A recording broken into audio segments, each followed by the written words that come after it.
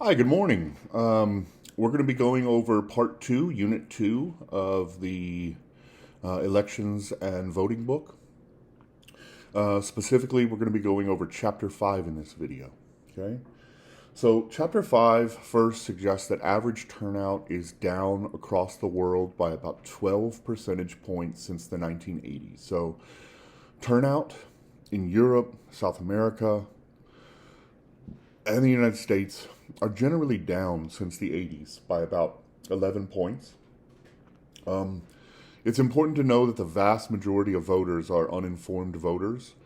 They aren't sort of the highly informed, highly involved political actors that you'd think about. Most voters are highly uninformed. It costs a lot to try and stay abreast of politics all the time, right? But that has consequences. Politicians are a lot less likely to try and devote policies to those who don't vote, right?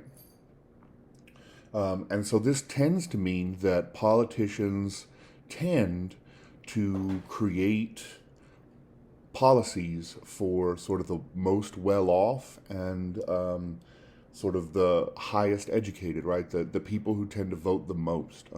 So these are the richest among us, the most well educated among us, and tends to be the older among us, right? Because older voters tend to vote much more than younger voters. The chapter also finds that inequality tends to depress turnout, right, over time, and this is especially amongst the poor. The more unequal your society is, the less likely your poorest cohorts are to vote. We also find that small countries tend to have higher turnout than larger countries. If you think about this in sort of the rational choice perspective, this is because the p value, the probability of affecting the vote, is probably higher in smaller countries. Like you're more likely to be able to affect the outcome of a vote in Costa Rica than you are in America, right? The book also tends to note that ethnic heterogeneity also tends to depress the vote. So the more sort of heterogeneous your society is, the lower the vote turnout. So this would suggest that like countries like Japan, which are highly homogenous, right? Most Japanese are just Japanese, like 99%. They're a very xenophobic society. They would tend to have higher voter turnout than sort of ethnically diverse country like Belgium, where you have francophones and German speakers, etc. A way to boost turnout, according to the book, though, is to enforce compulsory voting. Compulsory voting means that everyone in your society has to vote, or you pay a fine, basically, if you don't. And we tend to find that nations that implement this rule, like Australia, tend to have higher voter turnout. The book also discusses first and second order elections, right? First order elections are those with like a presidential election or a parliamentary election in proportional representation systems. So these are the sort of higher order elections that will determine your executive.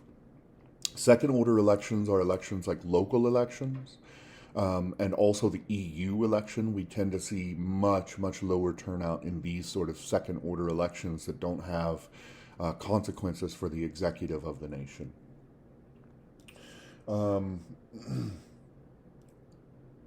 Oh, yes, competitive elections. We talked a little bit about this, but this is sort of tied to the size of the country, right? The P value.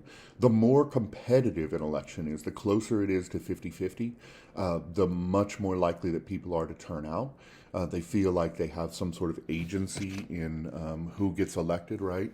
And you're much more likely to affect the outcome. So the closer that P value is to 1, the more likely you are to vote. And then finally, Proportional representation systems tend to have much higher turnout than majoritarian systems. So in America, we have the first past the post or majoritarian system, where just one elector gets elected from each district. In PR systems, where there are many more parties, you feel like you get a benefit out of your party actually participating.